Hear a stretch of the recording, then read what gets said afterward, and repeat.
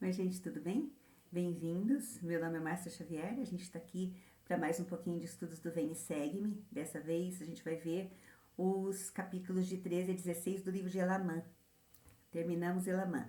Então, Elamã é um livro que muito assim, emocionante, né? Ele é tenso, ele é triste e a gente vê a luta de Nefe e Leí para trazer o povo ao arrependimento. A gente vê a inversão agora com os lamanitas se tornando muito mais justos do que os nefitas, né? A gente acompanha todo esse processo, o ciclo do orgulho. E agora a gente então encerra Elamã com chave de ouro. Samuel Lamanita. O profeta Samuel, ele é cantado pelas crianças. As crianças da primária aprendem a história do profeta Samuel, cantando que do alto da muralha, Samuel Lamanita, arrependimento prega a cidade nefita, né, que as flechas, as pedradas não conseguem atingi-lo. Esse é o profeta que a gente vai estudar agora. O que a gente sabe de Samuel? Nós sabemos que ele era um lamanita, que o Senhor chamou Samuel, deu a designação para ele de ir até Zaraenla e pregar arrependimento para aquele povo, que os nefitas estavam assim em queda livre, né, para iniquidade. E, os lamanitas não. Então, os lamanitas, eles eram, aqui diz que eles guardavam estritamente os mandamentos do Senhor, enquanto que os nefitas estavam amadurecendo em iniquidade. E Samuel vai então para Zaraenla e fica lá muitos dias, mas é expulso da cidade. Mas de onde ele veio? Quem foi Samuel? Então, a gente não sabe quem foi. Né? A gente consegue deduzir, assim, pelas coisas que a gente lê, a maneira como ele ensina, que ele era conhecedor das Escrituras e ele cita vários profetas. Assim, o jeito dele falar é como vários profetas que Nefe também estudava e pregava e falava. Então, ele usa partes do discurso do rei Benjamim, que Nefe também usava. Então, a gente, assim, estudando essa parte do livro de Elamã, pode ser que Samuel seja daquele grupo de lamanitas que estavam na prisão na ocasião que Nefe e Leí foram presos e tiveram aquela experiência da prisão, das paredes da prisão chacoalhando, serem envoltos em fogo, ouvirem voz do céu. Aquele grupo todo foi convertido. E eles abandonaram as armas de guerra. Depois eles vão para Zaraínla para poder contar a experiência que eles tiveram e tentar trazer os nefitas, né, de volta para o Evangelho, de volta para o Salvador. Então pode ser que ele seja desse grupo aqui. Mas o importante de Samuel é saber que o Senhor sabia quem ele era e o Senhor conhecia Samuel pelo nome.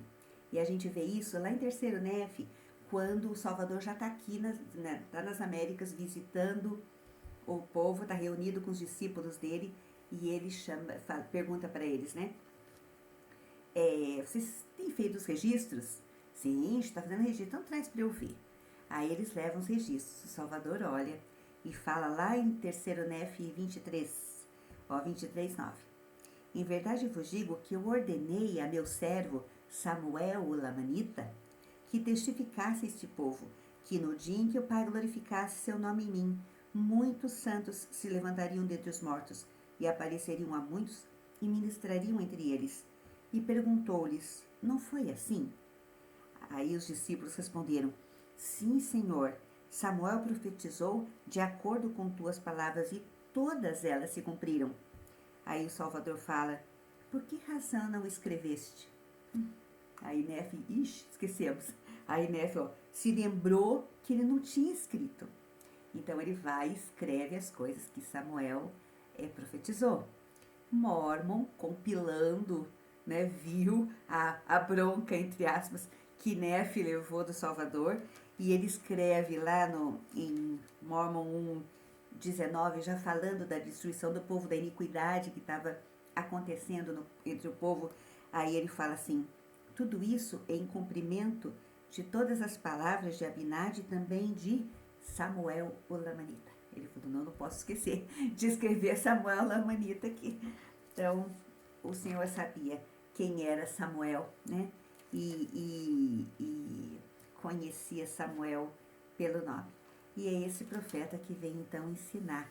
Então, como ele foi expulso da cidade, ele está indo embora e o Senhor fala para ele, não, você tem que voltar.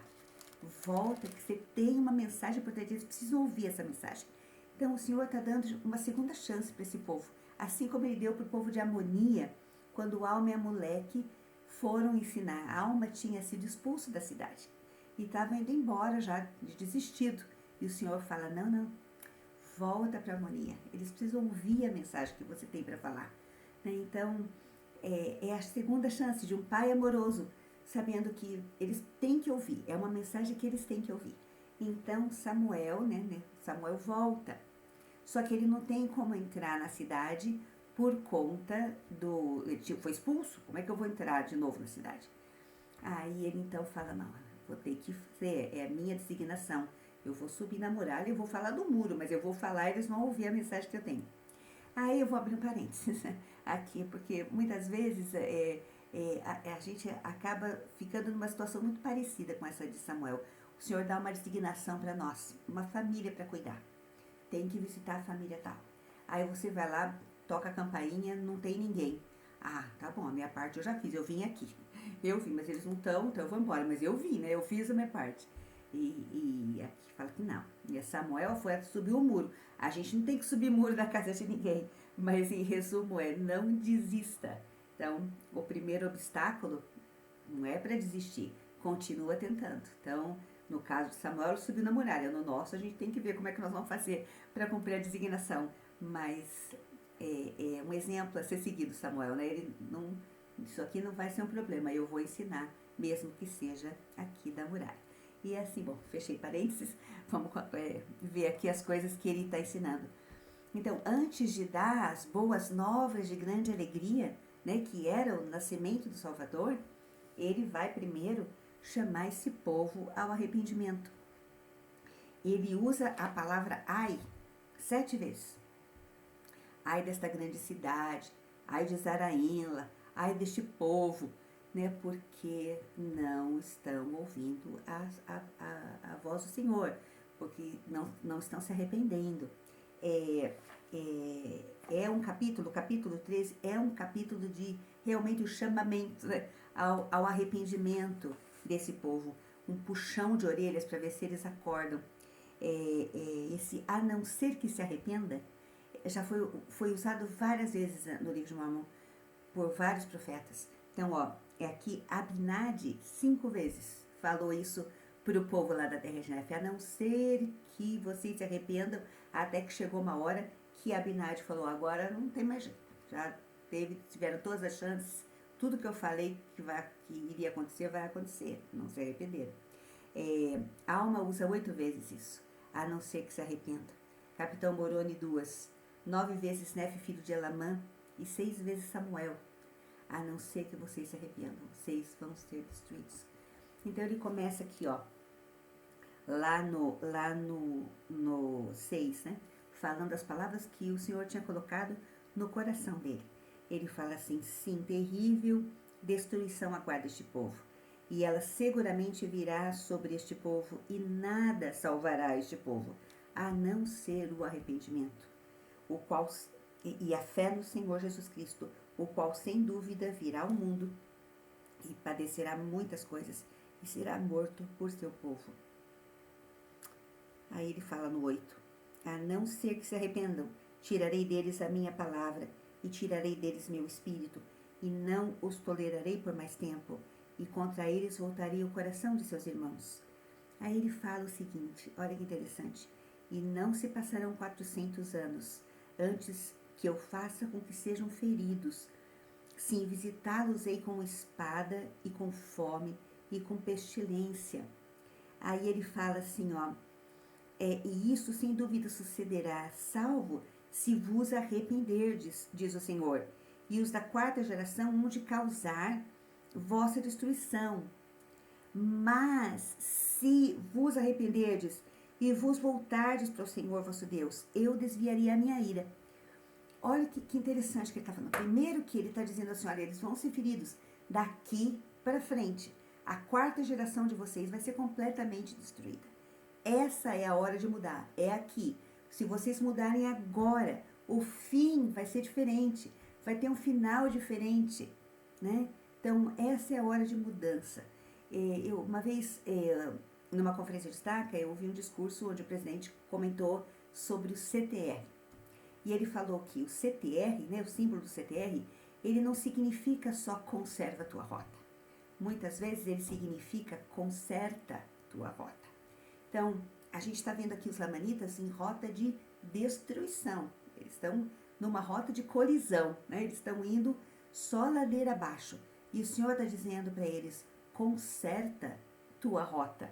Volta, ainda dá tempo de salvar lá na frente, se vocês agora se arrependerem.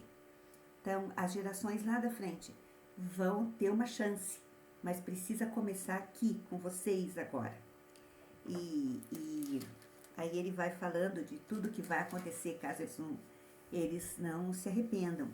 E ele falou que a cidade de Zaraianla não havia sido destruída até agora por amor aos justos que moravam na cidade. Então o Senhor protegeu essa cidade por conta daqueles que eram fiéis. E ele fala uma coisa interessante aqui, ele fala da cidade de Gideão. Lá no 13:15 ele fala assim, e ai da cidade de Gideão, pelas iniquidades e abominações que nela há. Vocês lembram de Gideão, né? A cidade de Gideão é aquela que Almo Filho, quando ele consertou, arrumou a igreja em Zaraianla, né? Deixou tudo organizado e saiu em missão para pregar. E ele foi até Gideão. Em Gideão ele encontrou um povo que estava fiel. Tanto que lá ele ensina sobre o nascimento do Salvador, sobre os sacrifícios expiatórios, sobre o sacrifício que o Salvador faria, né? Pelos homens, por amor a nós. E o povo estava bem. Agora, nesse ponto, a cidade, ele falou, ai da cidade de Gideão, caiu completamente em incredulidade e abominação, né? E quando ele fala aqui que se eles não se arrependerem agora, né, vai haver fome, espada, pestilência. Ele está falando para um grupo que há 16 anos atrás tinham passado 3 anos de fome, uma fome que matou muitos deles. Então esses são os sobreviventes daqueles anos de fome. E o Senhor está dizendo, vai acontecer de novo, se vocês não se arrependerem. Eles já sabiam como era o sofrimento, mas ainda assim estavam duros, né? E Samuel falando, escuta, ouçam, se arrependam. Se vocês não fizerem isso, vai chegar uma hora que o Senhor vai amaldiçoar até a terra por conta do amor que vocês têm pelas coisas materiais. Vocês não são gratos pelo Senhor pelas coisas que eles dão, né? O apego de vocês por essas coisas chega à idolatria. Então o Senhor vai amaldiçoar a terra, tanto que vocês vão deixar uma arma, alguma coisa, uma espada em cima da mesa e vão pegar de novo, não vai estar mais lá, né? Vão esconder seus tesouros, não vão conseguir achar mais. Então ele fala de tudo que vai acontecer caso eles não se arrependam. Aí ele diz que eles são piores que os lamanitas, que eles tiveram todas as chances e ainda assim expulsaram os profetas, apedrejaram os profetas. E eu acho interessante o jeito que ele fala aqui no 13:27. Ele diz assim, ó, mas eis que se um homem aparecer entre vós e disser, fazei isso e não há iniquidade, fazei aquilo e não sofrereis. Sim, ele dirá, andai segundo o orgulho de vosso coração, andai segundo o orgulho de vossos olhos. Então, aí vós o recebereis e dizeis, ele é um profeta, né? Mas quando o profeta do Senhor, chamado para trazer as pessoas de volta, não, esse não é profeta. Então, vocês apedrejam, expulsam. Então, ele está falando tudo isso aqui. Depois que ele diz tudo isso, ele fala o seguinte, lá no 38. Mas eis que vossos dias de provação se passaram. Procrastinastes o dia de vossa salvação, até que se tornou para sempre demasiado tarde, e vossa destruição é certa. Sim, porque durante todos os dias de vossa vida buscastes aquilo que não podíeis obter, e buscastes felicidade na iniquidade, o que é contrário à natureza daquela retidão que há em nosso grande e eterno cabeça. Mas ele termina esse 13 com uma palavrinha de esperança. Ele fala: ó povo da terra, oxalá ouvisseis minhas palavras, e eu oro para que a ira do Senhor se aparte de vós, e que vos arrependais e sejais salvos. Então, o que ele está dizendo aqui, tudo isso que ele falou aqui, pode não acontecer se eles se arrependerem, né? Mas aí, então, ele vem trazendo agora as novas de grande alegria. E interessante de Samuel é que todos os profetas que antecederam Samuel sempre falaram do nascimento do Salvador, né? O Salvador é o ponto central de tudo. Então, essa é realmente as novas de grande alegria, que o Filho de Deus nasceria na terra. Mas Samuel é diferente, porque ele dá a data. Ele fala quando isso vai acontecer. Então, ele diz, olha, daqui 5 anos daqui, vocês vão ver os sinais, e esses sinais vão ser a prova de que o Salvador, né, que Jesus Cristo, nasceu lá em Jerusalém. Então, ele vai dar os sinais que vão anteceder ao nascimento do Salvador. E ele fala, então, de um dia sem noite, que vai amanhecer, o sol vai nascer, aí o sol vai se pôr, você vai saber que acabou aquele dia, porque o sol se pôs, mas vai continuar claro. E na manhã seguinte, o sol vai nascer apesar de estar claro. E você vai saber que amanhã começou, né? Que um outro dia começou, sem haver escuridão. E é interessante que o sinal do nascimento do Salvador é luz. Vai ter luz, né? Um dia inteiro com luz, a noite inteira com luz. Porque a luz do mundo estava nascendo. Então, esse seria o sinal, né? A luz. E o sinal da morte é exatamente o oposto, né? Quando o Salvador morresse, fosse crucificado, aqui nas Américas, eles seriam 3 dias de total escuridão. Então a gente vê, né, a luz, a escuridão, as duas coisas, os dois opostos, um mostrando o nascimento, o outro mostrando a morte do Salvador. Deixa eu ver o que mais eu tenho aqui só.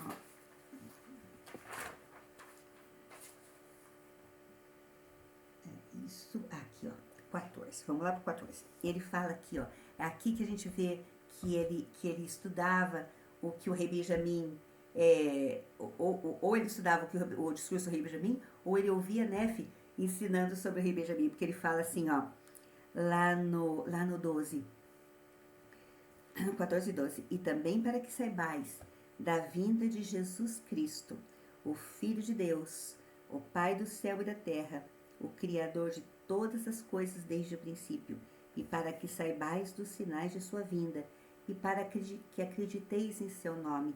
Se a gente for lá em Mosia 3,8, no discurso do rei Benjamim, quando ele está ensinando o povo, ele fala assim, ó, e ele chamar-se-á Jesus Cristo, o Filho de Deus, o Pai dos céus e da terra, o Criador de todas as coisas desde o princípio, e sua mãe chamar-se-á Maria.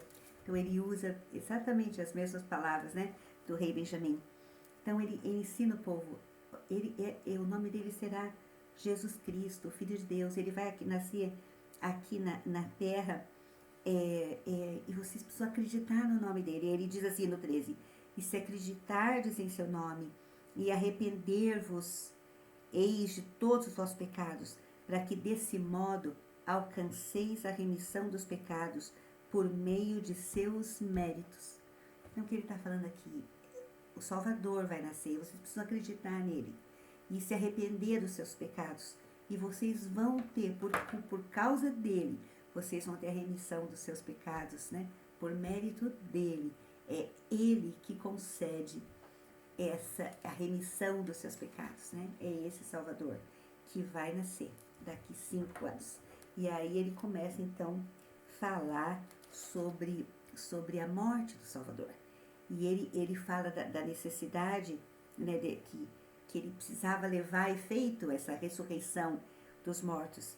Então ele diz assim lá no 15: pois eis que ele certamente deverá morrer, para que venha a salvação, se cabe ele morrer, e isso é necessário para levar a efeito a ressurreição dos mortos, para que assim os homens possam ser conduzidos à presença do Senhor.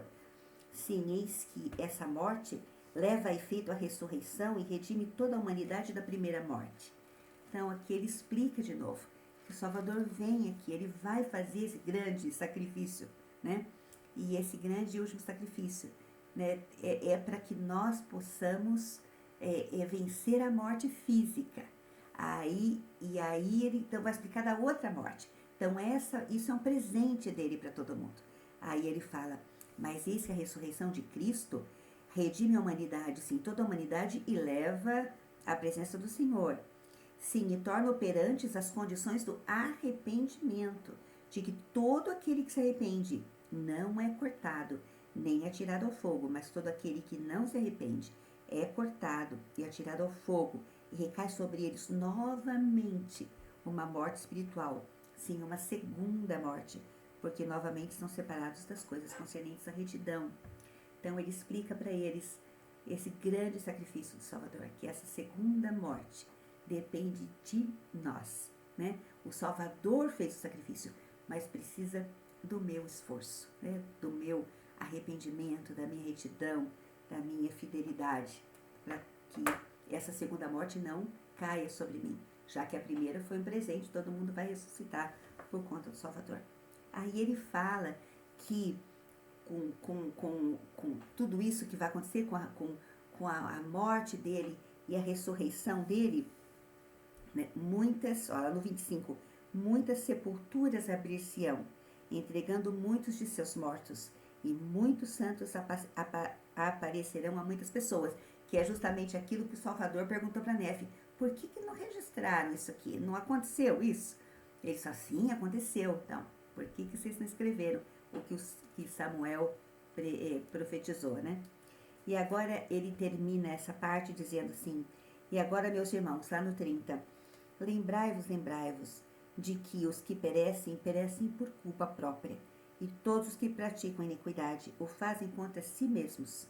Pois eis que sois livres, tendes permissão para agir por vós mesmos, porque eis que Deus vos deu o conhecimento e vos fez livres. Aí ele diz assim que, ali no 31, ele permitiu-vos discernir o bem do mal e permitiu-vos escolher a vida ou a morte. E podeis fazer o bem e ser restituídos ao que é bom, ou seja, ter o que é bom restituído a vós. Ou podeis praticar o mal e fazeres com que o mal vos seja restituído. Então, é a sua escolha, né? A sua escolha. Você escolhe o que você quer. Então, o que ele está dizendo para os filhos é: conserta a rota, se arrepende e volta. Né? Você é livre, mas você não é livre para ter as consequências. As consequências, elas estão ligadas à sua decisão. Então, depois disso, né, ele para terminar, ele fala para eles assim: agora, meus queridos irmãos, que eu gosto quando ele fala, meus queridos irmãos, eu tinha sido expulso da cidade, estavam tentando matar ele, mas ele, meus queridos irmãos, eis que vos declaro que se não vos arrependerdes, vossas casas ficarão desertas. Aí ele fala: vossas mulheres vão ter motivo para lamentação. Essa é a hora do arrependimento. E aqui então fala que muitos acreditaram nele, né? Acreditaram nas palavras de Samuel, e aqueles que não acreditaram começaram então a tentar matá-lo e atirar as flechas e as pedradas, e nada atingia Samuel. E se a gente pensar que esse povo era um povo acostumado com flechas, né? Eles eram caçadores, eles caçavam, eles tinham participado de guerras, então a pontaria deles devia ser muito boa. Então, quando as pessoas começaram a ver que aqueles homens que acostumados né, flechas e tudo, não acertavam, as flechas não acertavam Samuel, muitos acabaram acreditando que ele era realmente um profeta. Olha lá no 3. Ora, quando viram que não podiam atingi-lo, Muitos mais acreditaram em suas palavras, de modo que se dirigiram a Nefe a fim de serem batizados. Porque Nefe continuava lá pregando, ensinando, né? E Samuel, então, vai embora dali, né? Já deu a mensagem que ele tinha que dar, conforme tinha sido designado pelo Senhor. E diz aqui no 8, eis que nunca mais se ouviu falar dele entre os nefitas. E essas eram as condições do povo. Aí vai falando de ano em ano, como a coisa foi deteriorando, os nefitas cada vez mais duros de coração. No 13 diz que, mas aconteceu que no 90º ano do governo dos juízes, grandes sinais e maravilhas foram manifestadas ao povo, e as palavras dos profetas começaram a ser cumpridas. E anjos apareceram a alguns homens sábios, anunciando-lhes boas novas de grande alegria. Assim, nesse ano, as escrituras começaram a ser cumpridas. E aí começa um debate. Ah, mas isso não é verdade, isso não é. E como é que vai nascer lá em Jerusalém? Que coisa, vai lá, é fácil, vai nascer lá, nós vamos ver. E começaram, então, a desacreditar nas coisas que Samuel havia ensinado. E aí diz que, no 23, e apesar dos sinais e maravilhas realizados entre o povo do Senhor e dos muitos milagres que eles fizeram, Satanás obteve grande poder sobre o coração do povo em toda a face da terra. E a gente vai começar agora a terceiro Nefe, com o povo assim tão obstinado, né, tão longe do Senhor. E eu escrevi aqui uma coisa assim, aqui, um pai misericordioso, né, o Pai Celestial misericordioso queria que seus filhos tivessem a habilidade de reconhecer os sinais da vinda de Cristo. Então, por isso ele manda Samuel falar dos sinais que iam acontecer. Ele queria que as pessoas desenvolvessem essa habilidade de reconhecer. Não, esse sinal realmente é o sinal de que o Salvador nasceu. E ele é imutável e continua querendo nos ensinar através dos profetas. Então, quando eu leio essa parte de Samuel e Lamanita, esses sinais que ele diz que aconteceriam e que todos aconteceram, a gente pensa na nossa época, né? Nós estamos vivendo muito próximo da segunda vinda do Salvador. E muitos são os sinais que estão sendo ensinados pelos profetas, né? Então, tanto os profetas modernos quanto os profetas antigos falaram da nossa época, do que aconteceria aqui agora. Então, como é que está a nossa habilidade de reconhecer os sinais? Será que nós vamos ser como aquele grupo que, quando viu as coisas acontecendo, falando realmente, isso é um sinal, o Salvador está nascendo lá em Jerusalém? Ou não, isso é só algum um cometa que passou, não é nada de estrela nova, não tem nada disso, né? Então, que nós possamos ter essa habilidade de perceber os sinais, reconhecer os sinais e estarmos prontos para receber o Salvador quando ele voltar, né? E essa é a mensagem de boas novas de Samuel, o Lamanita, de chamada ao arrependimento do povo, que serve para nós também, e que a gente possa ter essa capacidade de ouvir os profetas, né? Tomar as vitaminas, como o presidente Nelson falou, porque as coisas estão acontecendo muito rápidas. É isso. Eu tive que gravar de novo, desculpa, eu tive problema no primeiro vídeo, tive que começar tudo outra vez, já tô mandando lá pro canal, tá bom? Até a próxima semana. Tchau, tchau. Obrigada.